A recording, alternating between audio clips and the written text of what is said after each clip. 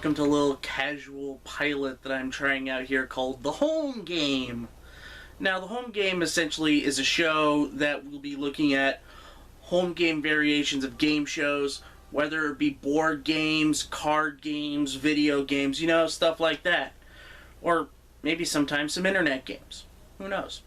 We'll see how this goes, and if you like it, we'll do more of these. Casual style videos explaining about, home games and stuff like that. Now, for the first one, I want to pull out something that I got for Christmas a couple of years ago by my friend Jamie, and it's quite interesting. It's Big Numbers, the High Rollers game, and this is the second edition. I believe this was released in 1975 or 76, right near the end of Alex Trebek's run. But it still uses the first format of High Rollers, the first incarnation, where you have the big numbers 1 through 9, and, you try to get prizes by knocking off numbers. A prize equals a number, and stuff like that. Essentially, this second edition is a big improvement from the first edition of the game, mainly due to the questions that was asked, and we'll talk more about that when we actually showcase the game. Now, this would be the last High Rollers game to be released until the Wink Martindale version came out in 1987, and a really damn good version, or a box version of it, came out in 1988, where it just had to be seen to believe. It was missing one thing. I kind of wish it had golden dice. But when I get that game back, I used to own it. But when I get that game back, I will definitely show that off. But for right now, what we're going to do is we're going to turn the camera around. We're going to set up the playing features, and we will talk more about this and show you what it's all about. Here we go. Alright, so what we're going to be doing is showing off the High Rollers 2nd edition. And as you see here, we have the board right here. This is where the numbers would go. And under here are the game pieces. And just to let you know, we're only going to do it for right here, but this is, the board would normally be right here. Actually, this is how it's supposed to work, with the board looking like this. Are you getting a good shot of it? Yeah, I am. Alright, cool. Just be aware, I don't want to get anybody sick doing this. No, it's okay. This is just a casual video. And what comes with it is the question book and instructions. Shows you how to play the game. Alongside it are questions. And these are questions that are either straightforward or true, false, or multiple choice. Which, if you take a look right here, these questions right here, I'll see if I can get these closer. If it looks okay. Which is a far better cry than what it was in the first edition, because a lot of them are pretty open-ended Family Feud questions, whereas High Rollers, the question part was true or false.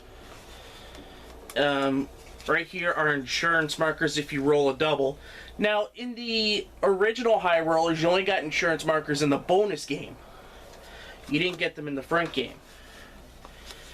And as you see, and there's dollar amounts here. There are no prizes, but there are a lot of dollar amounts ranging from 50 to 500. And what would happen is these would get shuffled.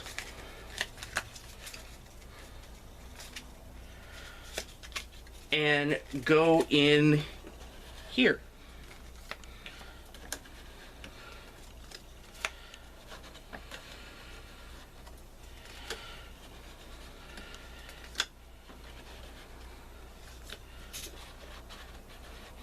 Now, there's another home game. I think the Price is Right uses similar shaped cards for prizes. So, if you don't mind mixing and matching, if you want to have prizes mixed in here, feel free to use some Price is Right cards.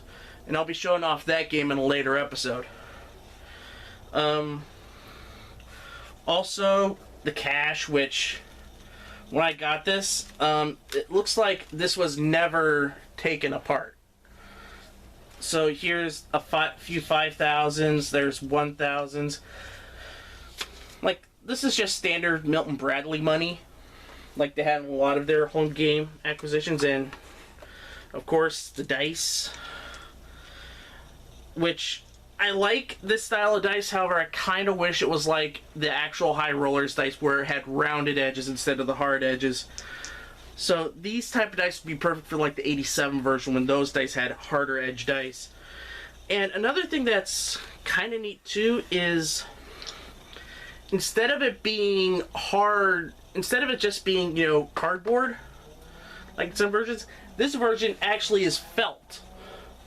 It's actual felt that you would see on a craps table, which I think is pretty cool.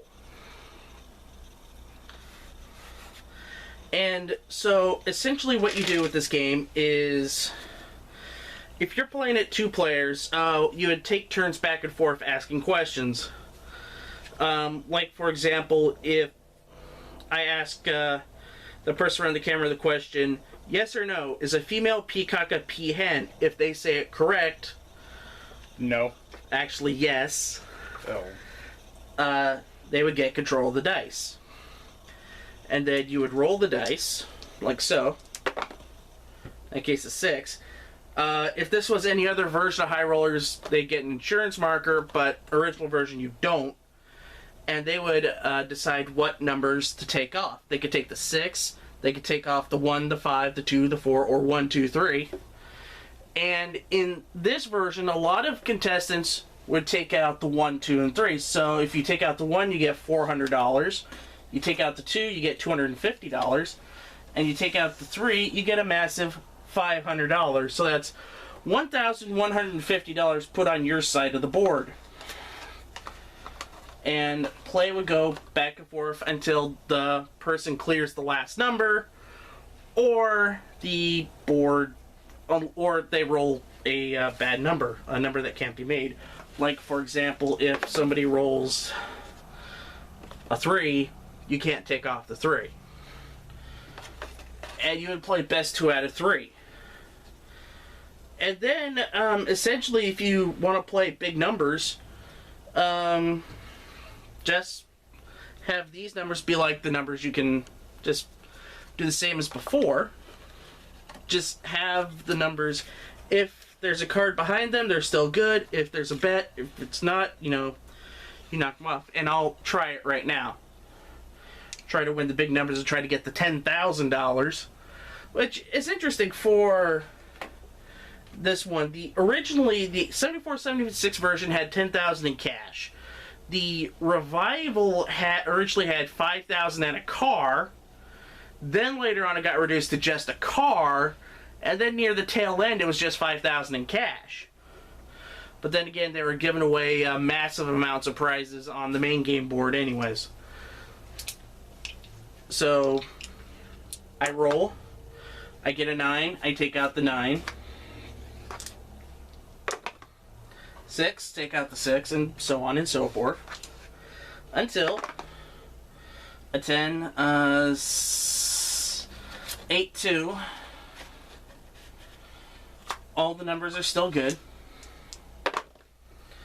5, take out the 5. Sadly, the 6 is no good now. 4, take out the 4. Now the 5 is no good. 5 and 9 are no good.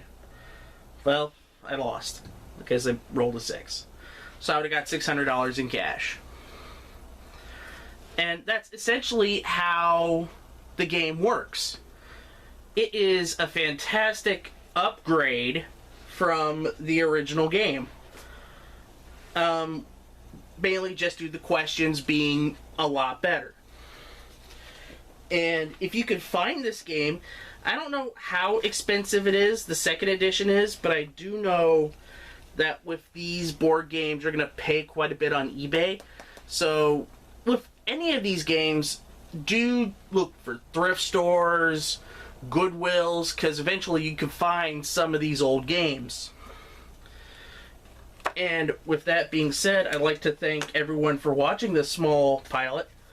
If you want to see me do more like casual reviews of these games, leave a like, follow, subscribe, you know, all these things. Hit that little bell to know when the next video is coming up. And I still have this plastic bag. I guess it held all the pieces.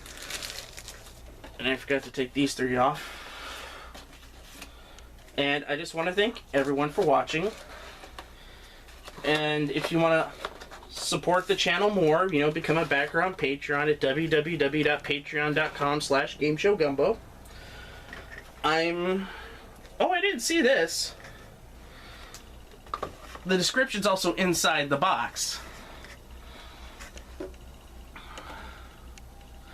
Big Numbers game is based on the successful TV game show High Rollers. Players answer questions, roll the dice, and claim numbers and prize money from the Big Numbers board according to their rolls. The first player who cannot match his roll with the remaining unclaimed numbers on the board is eliminated, while the winner advances to the final round where he can earn up to $10,000 in prize money. You could do it like that, but it's best if you just do it 2 out of 3. Because some of the games did wind up fast in the original. But that's High Rollers. It's a great adaptation of the game show. And once again, do check it out. And for next time, this is Cyndi Seidelman saying bye-bye!